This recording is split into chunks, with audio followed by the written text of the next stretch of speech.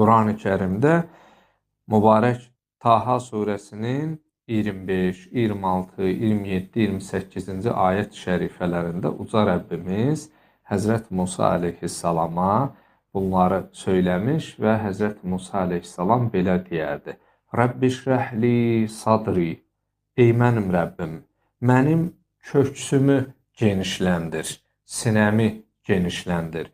Və yəssirli əmri, mənim işimi asanlaşdır, yüngülləşdir.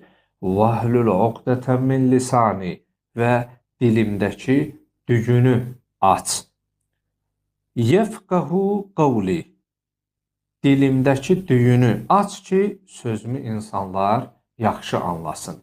Deməli, buradan biz əgər dərin düşüncə əhli, təfəkkür əhli olmuş olsaq, biz daha mənalı, daha dərin, düşündürücü sözlər danışıb çevrəmizdə olan insanlara daha çox fayda vermə imkanına malikik.